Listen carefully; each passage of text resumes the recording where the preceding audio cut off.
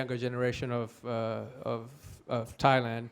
My message to them is that I hear them, I understand them, I appreciate them.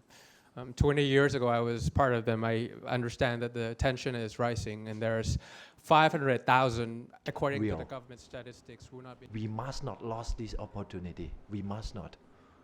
So going forward, working with political parties, working with students, I'm ready to compromise. I'm ready to compromise when it comes to tactical, when it comes to the tactical dimension of the movement. But I will stand very firm on the principle, on the ideas and on the ideals. But when it comes to the tactics, I think Future Forward movement is ready to compromise in order to incorporate as many people to join the movement as possible. Question number 3, Hong Kong model. I hope not. I hope not. But you see, this is a perfect storm. You got the people anger from all sorts of causes. Look at the failure of this government when it comes to managing the macroeconomy. Look at the failure of this government when it comes to the management of the coronavirus. Look at it when it comes to maintaining social justice. I think it's and what is going to happen in the second quarter and the third quarter of this year is that the economic situation will keep on declining. So we are not doing this. I'm not doing this. If there's someone behind the student movement, is General Prayut himself, basically. So I hope not. What I believe is that the movement, the students' movement, will grow bigger, and I'm convinced they understand the importance of non-violence principle. I do understand.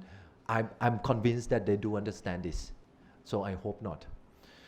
I think more important than will the student movement be the most effective avenue?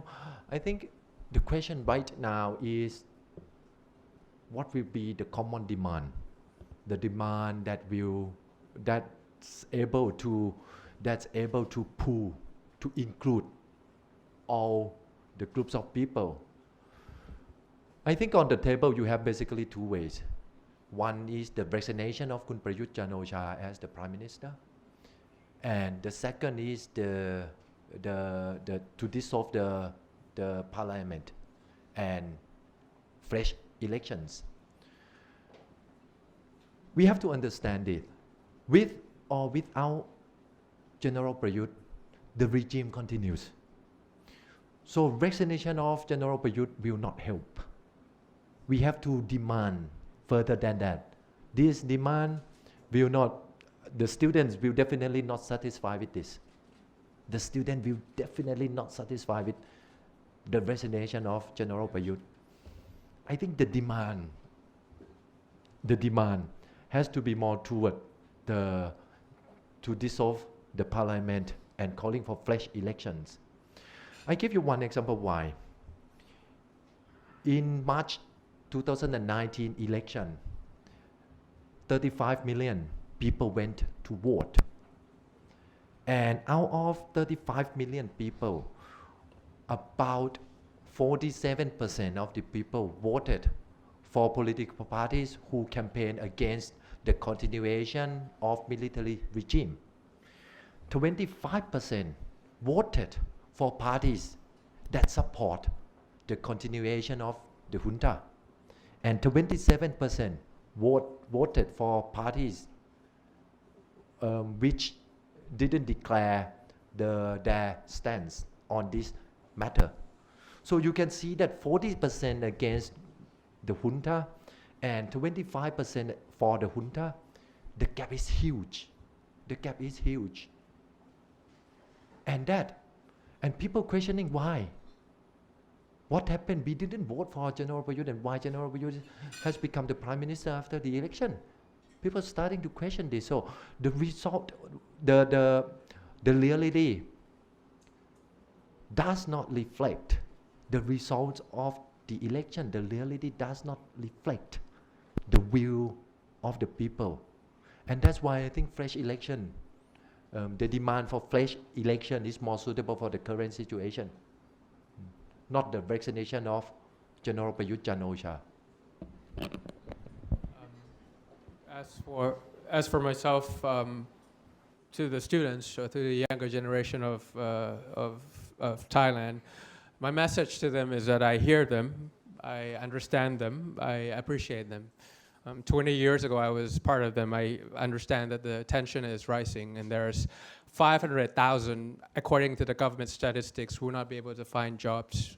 And out of that 800,000 new voters, 500,000 will not be able to find jobs. So that's what their concern is. I understand them because, as adults, as an MP, I think we need to confirm the right to peaceful assembly as part of democracy. Our party, the way we think about this is that the purity of their assembly, the purity of the protest should not be delegitimized by a condemnation that is masterminded by any particular adult. And I appreciate them because the trust that they have for us. I think what they speak, when they speak for their future. They don't speak about former, future, forward party. They speak about the future. So if it's going to be successful, if it's going to be a victory, it's their victory and not our victory. It has nothing to do with us. Thanks very much. Chris. Hi, thank you. Chris Baker. Kun Thanathorn, that was a wonderful speech. But we all know how powerful the conservative forces are in this country. You're much too dangerous. They have to put you in jail. So my question to you is, do you think they will put you in jail? Okay. And you have said already that you won't run away. So when they put you in jail, what will you do?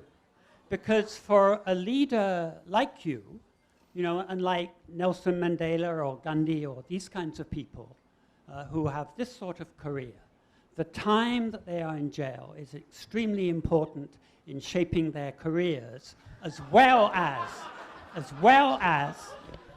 what is going to happen next in the next few years here. Over to you. ขอบคุณครับคุณคริส Well, first of all, let's be very honest here. I don't want to go to jail. My youngest son was 15 months old. So I want to watch him grow. So I don't want to go to jail. But it's not depending on me. It's depending on them. Whether I'm going to go to jail or not is not on me. So I don't want to, but I'm not going to flee if it comes. That's all I could say about this.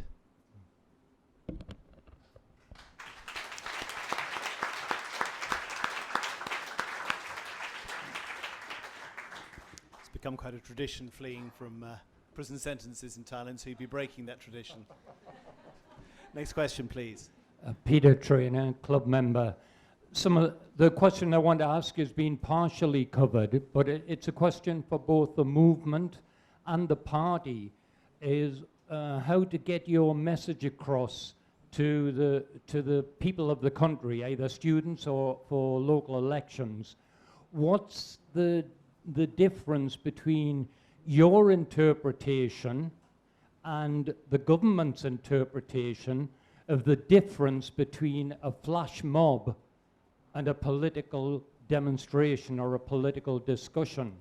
It seems that you're going to be restricted, that whenever you try to get your message across, you're accused of creating a mob and creating disharmony and disorder, when all you're doing is either stating what your policies would be or agreeing with the crowd that you're addressing. So is your interpretation different for political gatherings? Is it different from the government's interpretation? And will it inhibit you or will it restrict you from getting members for the movement or the party?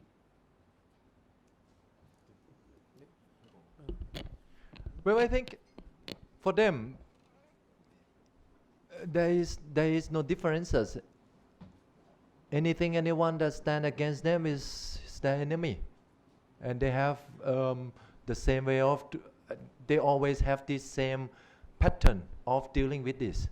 Taking Panika. Before the Panika gave a presentation about the government involvement in the 1MDB case before the non-confidence motion. The government, instead of finding the fact, setting a committee to explore what's behind the story of 1MDB, what's the level of government officials involving in this case. The first thing they said the next day was that we are gathering the information to prosecute Panika. That was they did to me when I organized a flash mob. That's what they're gonna do to the students, what they have done to the political activists, that what they have done to human rights defenders over the past 5 years. They try to prosecute these people. So it doesn't matter if you are a student, you are a politician. It doesn't matter if you are human rights defenders or political activists. They see you as the enemy. They see you as the obstacles for them to hold on, for them to retain their powers. So I think that is dangerous. And I'm asking you, please do whatever you can do to protect these people. Well, not me, but Panika, my colleague, one of my colleagues, exposing the evidences suggesting that there actually is a military operated information operation, and it is likely that he will soon be prosecuted as well. So there's no space, democratic space in Thailand. And I'm so very sorry to the Thai journalists. I think Thai journalists aren't do their jobs very well in protecting whistleblowers, in fighting, exposing the truth. The people should know the truth that the powerful doesn't want the people to know. So I think we need protection to these brave people who have fought in their own ways to bring our society better. They need protection, and if there's anything you can do for them, I ask you to protect these people. ขอบคุณครับ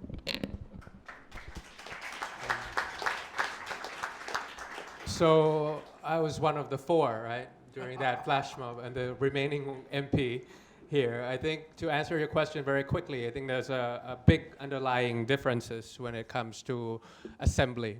You could call it flash mob, you can call it whatever, but it's people assemble in order to voice their concerns without any violence. It was 1 hour. We, our MPs, with our citizens, clean up the space 1 hour right after that flash mob where we want to send signal to the government. I think that's part of democratic process. Democracy is not a 4-second vote in the ballot and that's done, right? I mean, it's effective participation, it's freedom of speech, it's checks and balances, thinking about 1930 classic Robert Dow of Yale University when he was talking about 5 elements of democracy. It's a basic part of democracy. It's what makes democracy grows. And that's how I view it. Obviously, the charges against me and my 3 other colleagues say otherwise. So I think that's a big enough underlying differences that show what they think. When people get together and they voice their concern, it becomes something else. That's not, that take democracy in Thailand a step back instead of a step forward. Yeah. Thanks. Well, obviously, one of the problems in Thailand is always that when people file lawsuits against you, however unreasonable they are and however unfavourable the process, you can never criticise the courts, and nor can any outsiders. It's being used more and more in this region, the use of law by governments to silence people. Next question, please.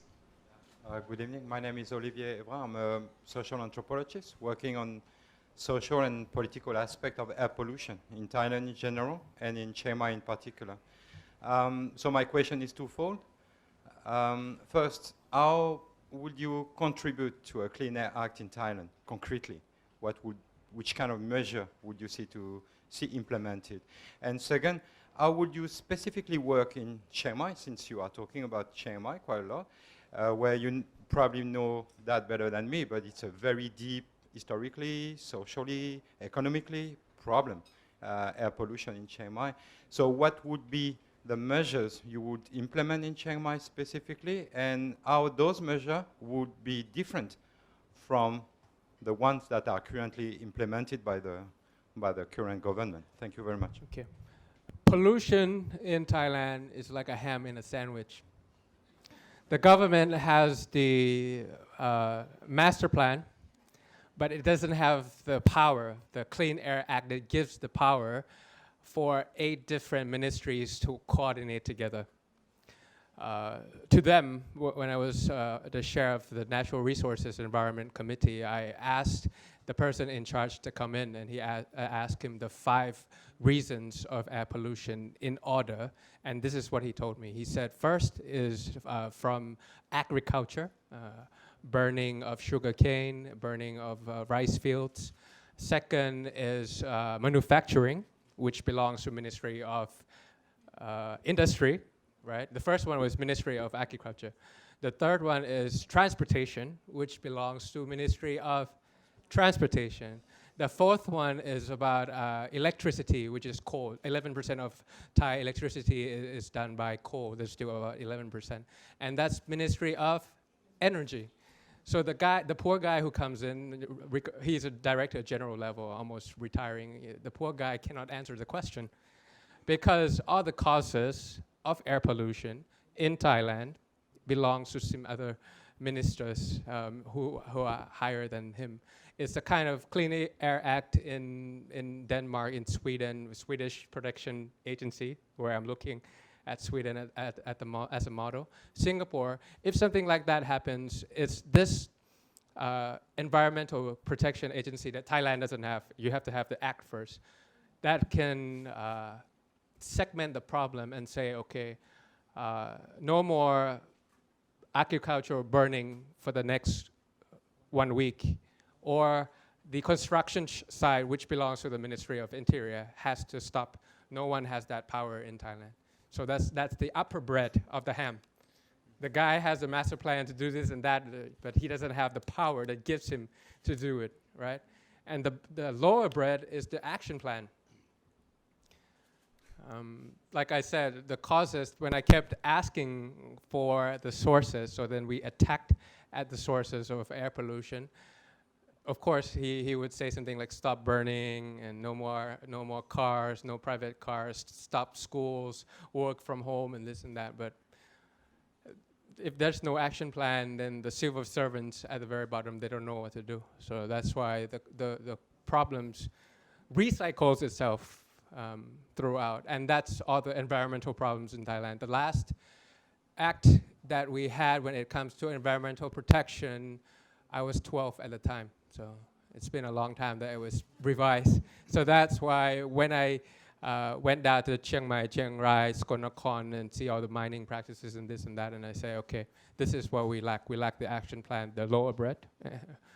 Clean Air Act, like many other countries, which is the upper bread. So that if that's the case, we have a coordinated effort. I mean, that kind of power structure that it will allow the problem to fade away. Otherwise, it will just be like this every year. Thanks very much. As for Chiang Mai, hello. As for Chiang Mai, my apologies. We are not sending our candidates to compete in the Chiang Mai administration, local administration election. So we don't have city policy specifically for Chiang Mai at the moment. Apologies. Thanks very much. I've never heard pollution described as a sandwich before. But It's not just air pollution, No, no. Jonathan. It's a lot of problems here. It's a power structure. Sorry, I confused power it's- structure that's with good. sandwiches, but yeah. I guess it was a I smoked think you ham see, sandwich. you see the picture. Next question, please. Hi, my name is Ken Korana, and I have a question for Kuntanathorn. You spoke about Rohingyas and human trafficking.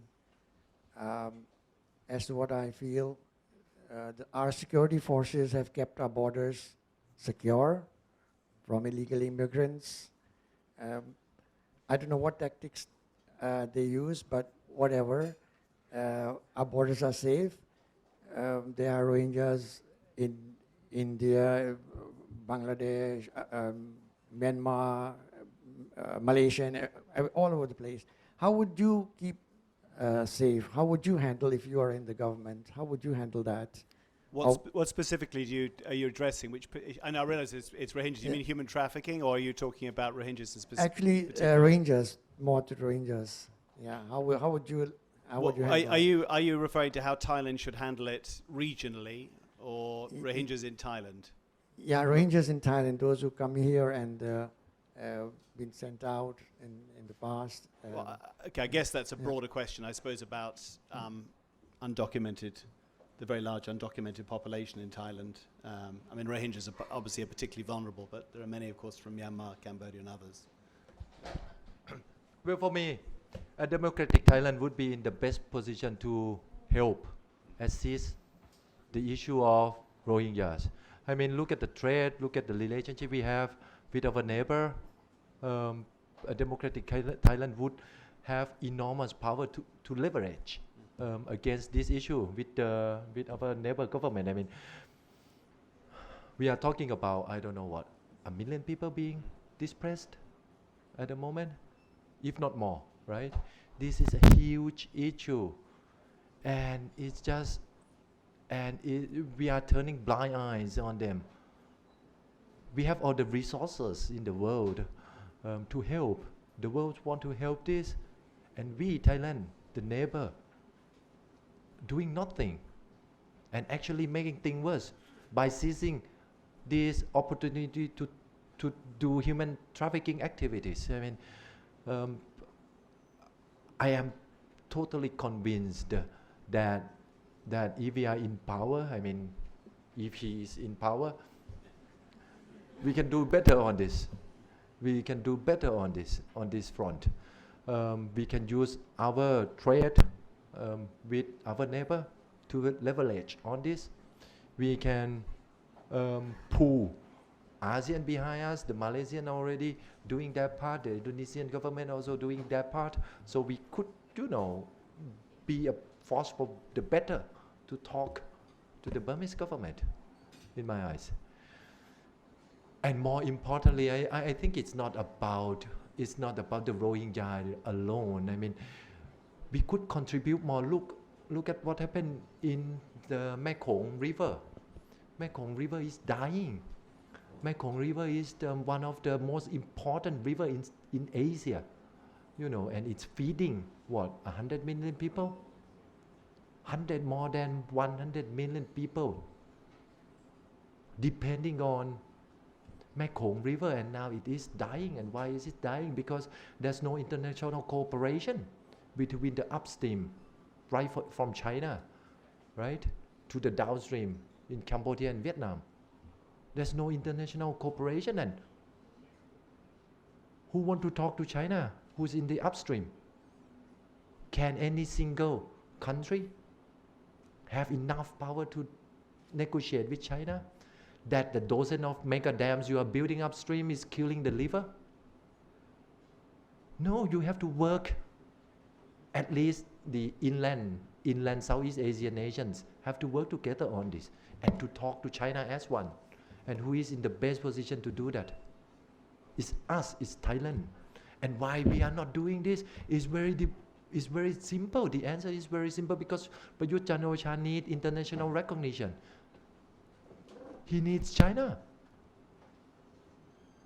So there's no way he's going to compromise his relationship with China for Mekong River, I believe. So that's why I'm saying We are losing opportunities. And democratic Thailand could contribute more to help solve the world's problems, be it the Rohingya, be it the Mekong River, or be it the environmental issues. We have the potential, we have smart people all over the place, all over Thailand, but we are not maximizing our potential. We are not maximizing the abilities of these people. So it is a lost decade, a total lost decade for Thailand. As for myself, I have some experiences in the fishing industry where there's a lot of migrant workers, a lot of them undocumented, and the key problem to that is the undocumented work, the lack of transparency. And all I can say in a very quick summary is that I feel like there are some local or some established, some people in the industry who benefit from the lack of transparency for the migrant workers to keeping undocumented. And I feel that has to stop, and that has to stop with decentralization by having a decentralized cities who understand the demand and the supply and how to treat them like a normal human being. Yeah. Thanks very much. Can we get the next question, please? Hi, my name is Jirapon Chayasan. I'm an FCCT member and also a concerned citizen. So Thanathorn, here we are again. After your last talk, it seemed like your party is dissolved. I understand that Chris Baker mentioned that you don't want to go. You mentioned that you don't want to go to jail. This is two questions about are you declaring war on the rich, and what are your message to the Thai tycoons that are supporting the pro-junta government? And also, Kun Pitha, if you actually have been invited to the coalition with our General Prayut's, sitting with as the Prime Minister, would you join them, and what would be your top three policies? War on the rich. You're not entirely unwealthy yourselves, you two. Let me put it this way.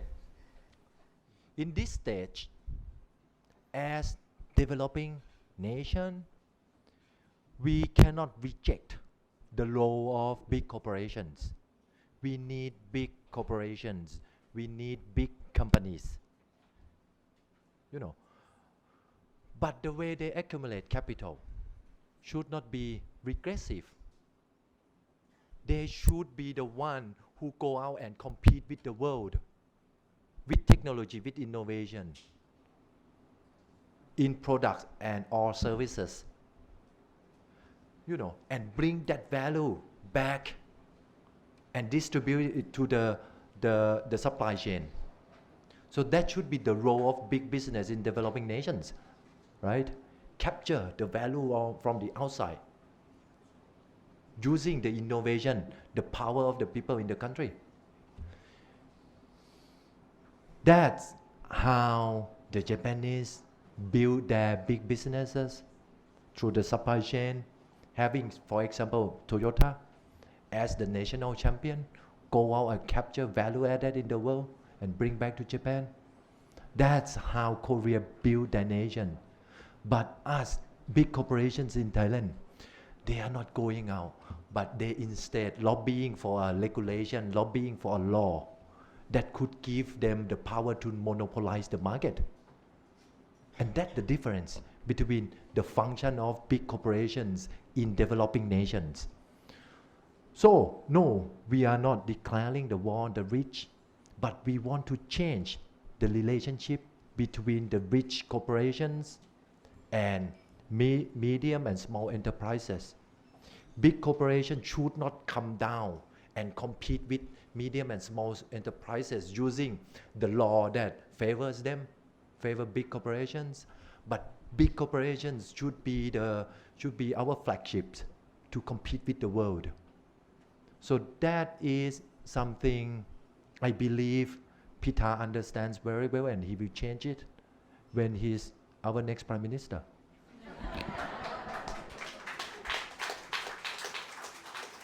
To answer your question, I think we mentioned a couple of times with or without General Prayut is not really the issue.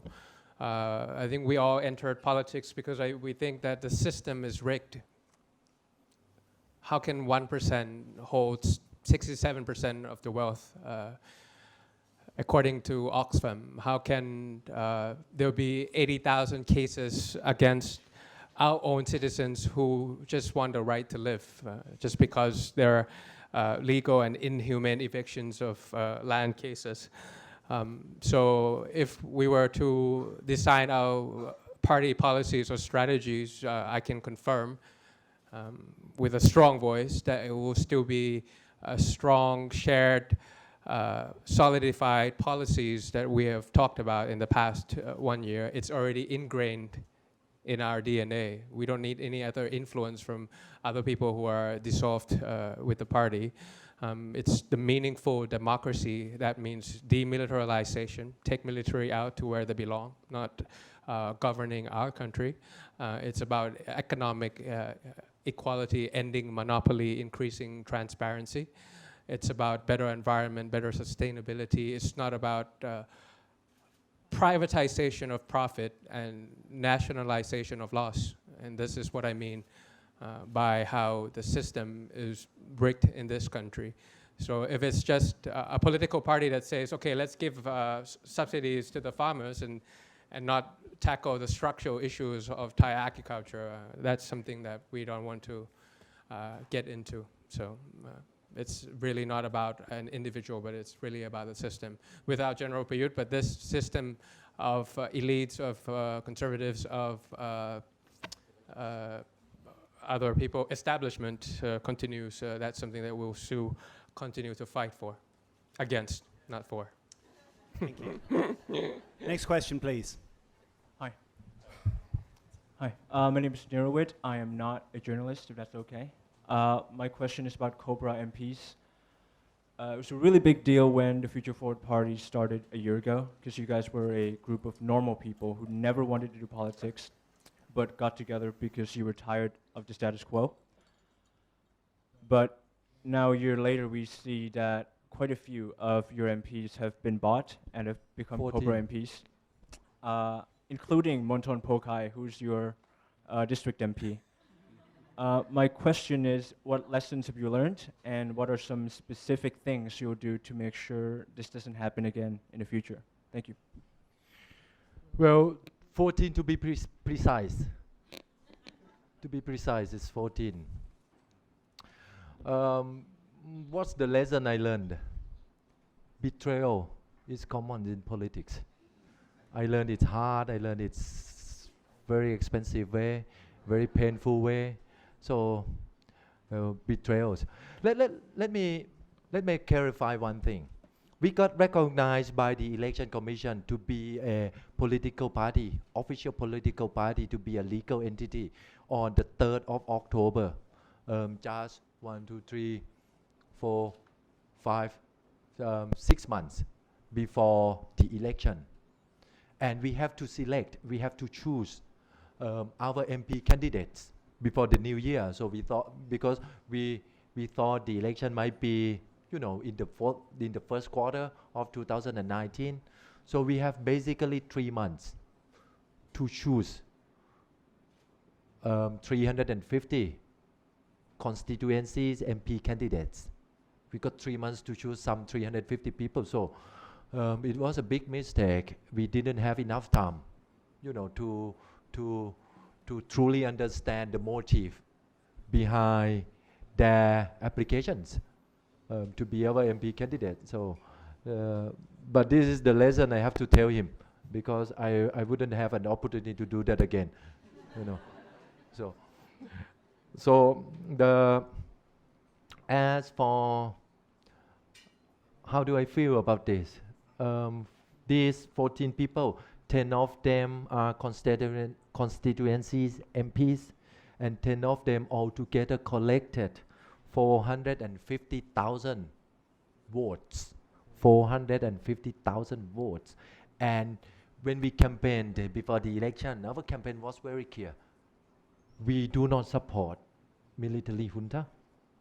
So people who voted for us, these 450,000 votes, clearly they voted against the junta. And now the system, our system just allowed them to move camp. 450 1,000 people voted against the junta rule for these 10 MPs, constituency MPs. And when they move camp to support, to cushion the coalition, the governing coalition parties, you know, they betray these 450,000 voters. They betray their promises to the people, and that's painful, you know. So that's how I feel. And ขอโทษครับคุณพิธา apologies, but you have to learn this next time when you choose your MP candidates. I mean, the MPs have the legal, the right to move to the party that they want to be associated with, but I don't think they have the legitimacy to do it. And I'm sure they have the price to pay. They already paid a lot. So it's really, for us, we decided to remain positive and stay united with the remaining 55 to move forward. For those who move because of ideology, that's a different thing. But if some of them move because of monetary terms, I think they owe a big explanation for their unconstructive and purely transactional politics to the people who voted for them. Do you think they did go for the money? I have no comment. Sorry, do you want to follow up? Just briefly, yeah. Sorry, the second part of the question was also, what are some specific things you'll do to prevent this from happening in the future? Thank you. Well, we'll have the remaining 55 have pledged their vows to stay with us. On March the 8th, we'll have a meeting and we'll announce the new name of our party, and hopefully that will send a message to our society that the remaining 55 will continue. It's a lot of work to do within a year, past 1 year and a half. Obviously, we made some mistakes. We definitely will learn from them, and now we have more time. We have learned how to manage the party as an institution better. Hopefully, we'll have a stronger committees when it comes to selecting people who join the party without a rush. Next question, please. Duong Ramon, I have no affiliation at the moment. So when speaking about betrayal, Kun Thanathorn, I think our Thai people here, I'm here as a Thai citizen, we know very well what's the point of the last election anyway. So that's a real betrayal, we feel. My question, just to give a bit of background, 2 years ago I was standing here asking you 2 questions when you make a first appearance at this panel as a new young Thai politicians, together with the Thai Raksa Chat party, who was already been dissolved before. I think we might be in the same event. Yeah, I was right there. yes. So I was standing over there. My 2 questions back then was about the amendment of the constitutions, of how could ever political parties survive under this undemocratic, unfair, I would say we know by now, constitution to weakening the political party. That's one question. Another question was about the 20-year national plans. Anyway, so forget about 20-year national plan, back to the amendment constitution, because tonight, I think neither one of you have mentioned that before. So tonight, actually. So my question is, where you stand on the amendment of the constitution, or there is another separate movement who are actually bringing that into the agenda. Is that still your main agenda, apart from demilitarizations and democratization? Where are you now on the constitution amendment to put the structural, sustainable change into this country? I think we cannot undermine that. Thank you. Well, definitely, we stand firm on this. I mean, without the total amendment of the 2017 Constitution, there's no democracy here. So when I talk about democratization, the very first step is to amend the 2017 Constitution. So you will see me going forward, campaigning for this. I will be talking about this. My colleague, Pia But, will also be talking about this. This issue is too important to let go easily. I mean, without changing the constitution, you still have unelected powers dominating the Thai politics. Yeah. So don't worry about this. We still stand very firm on this. For the Constitution amendment, the Constitution of 2017, in a sentence, is a stiff vehicle in an agile environment. I mean, in their own words, it has been designed to ensure that the generals remain in power. And as a result, if you listen to the no confidence debate that I was in, I was talking about how political parties are made to be fragmented. The Senate appointed by the junta and the overwhelming majority of the Prime Minister voting, independent organizations are empowered over elected bodies. If it's not amended, we cannot unlock many things that bind Thailand into this gridlock. The Senate, the independent organizations, the law of military and politics, the 20-year national strategy, and that's what I meant by stiff vehicle in an agile environment. Take economics, the economy, for example. You have you don't have the leader when it comes to economic policies. Deputy Prime Minister Somkit announced to be exact November 17th and December 3rd that he's no longer in charge of the economy of Thailand. And you have 3 fragmented parties taking care of all the ministries, transportation, you have industry, you have agriculture, all coming out from fragmented party because of this constitution. Because of the source of power comes from a fragmented constitution, and that's why the fragmented management. It's very clear that it needs to be amended. And yeah, people say it's almost impossible. You need 1/3 of the Senate vote, right? 86 out of, was it 1/3? 84 out of 250. But if the people is hungry enough for change, for an amendment, and if they talk to their MPs and they reach out to the senators that, this gridlock needs to stop this year, or otherwise there'll be no more Thailand. This kind of appeal to the people who has the power, the appointed versus the elected. These are the things that can make it possible. They can make the impossible possible.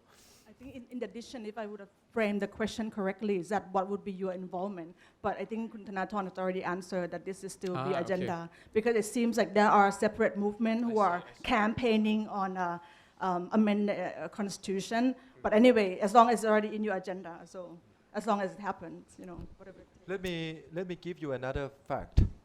Piyabut is still in the constitutional amendment. How you got that committee? So he's still there, and we're still pushing for this. You will see this constitutional amendment coming out and organizing public hearings regarding to the change of the constitution. So you will hear this Piyabut. I'm sure he will be working very hard in this committee. Thank you very much. I hope you'll forgive me if I'll take 2 more questions. I think we're running out of time after that. Next question, please. Sorry. My name is Nongaphat Pacham from PPTV Thailand. I have 2 questions. First one for Kun Pitha. There were some news from Election Commission that the new party will use the name Kao Klai. It is correct, and if it is, what is the meaning of it? And will Kun Pitha be a leader of the new party? And the second one, I would like to ask Kun Thanathorn, since you are banned for executive politics for 10 years, but as you announced Future Forward's movement and you said that you will focus on local politics, how can you be sure that you won't play a part in executive politics in 10 years? For the first question, can I surprise you on the 8th? That's just a couple of days away. So we'll be making the announcement. I hope you're there. I hope you won't be leaving us as baffled as Korn Chatty Cabinet did about how to translate the name of the party. that will help you on the 8th too. As for my personal role of this party that we will, all the 55 MPs will move to, It's not just about me. It's a political party. It's an institution, and there's processes involved to select who the leader is, who the secretary general is, who the registrar is. So I have no comment on that one. They disqualified me from running political offices. I cannot be an MP candidate. I cannot be a local administration candidate. But I still am a Thai citizen. I still have my right to talk. I still have my right to free speech. So I will support candidates who share similar goals, similar ideas, and similar ideals. So I still can support them, but I cannot run. So definitely I'm not gonna run for, say, the governor of Bangkok. I can't. They disqualify me for that. But I can still talk about who of the Bangkok governor candidates I support. I could still do that. So can we have the last question, please, Frank? Frank Fu from Guangming, Delhi, China. My question is to Queen Thanathorn. Just now, you talked about the Mekong River issue. I have thought that I was listening to the speech of Secretary Pompeo. Just a joke, okay? Now comes to my question. And you said that Thailand does not dare to stand up and say no to China in the Mekong issue. Before you make this statement, have you reached out to your Ministry of Foreign Affairs, or have you reached out to the Chinese embassy, or have you checked in the internet? Based on my very limited information, last year there are complaints from Thailand that Thailand does not want China to dredge the river, and Thailand raised the issue, and then China accepted that and already gave up. And very recently, just early February, just during the Spring Festival time, and there's a drought in Thailand, and Thailand complained to China, and then China increased the volume of the water even during the Spring Festival. Thank you. Have you seen the level of water going through Chiang Rai? Chiang Rai is the first point of Mekong River flowing into Thailand. If you look back, Don went to China, the Minister of Foreign Affairs. He went to China to talk about this, to ask China to open up the dams to let the water flow more into the downstream Mekong River. And if you look at the level of the water flowing through Chiang Rai, you see no change, basically.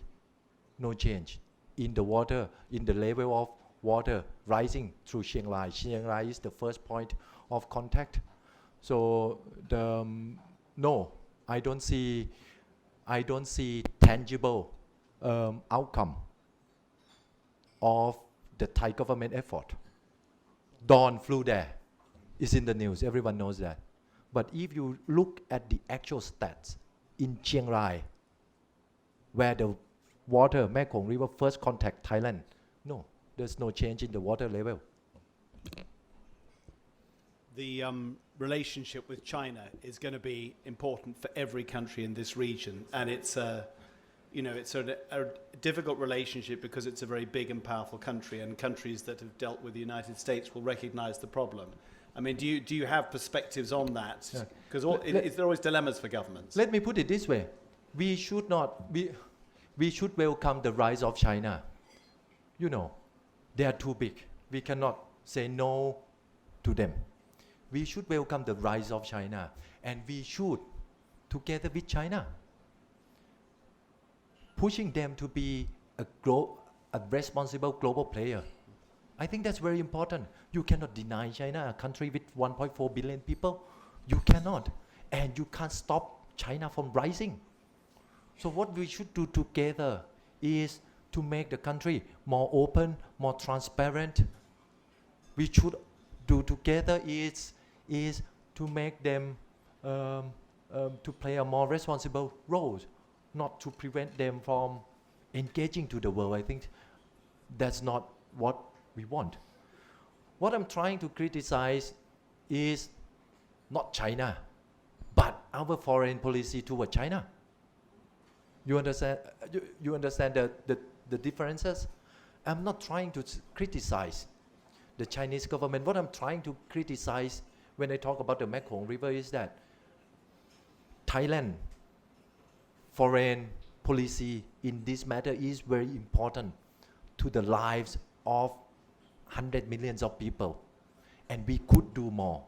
We could put more effort into this issue, and we should, we are in the best position to gather the collaboration among ASEAN nations in this matter.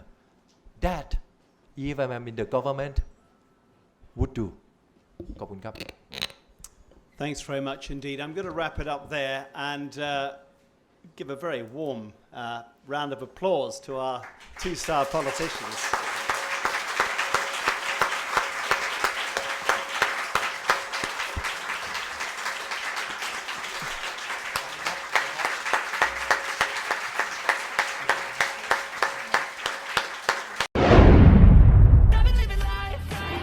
ดูคลิปจบแล้วอย่าลืมกดไลค์กดแชร์กดติดตามกดกระดิ่งให้ด้วยนะครับ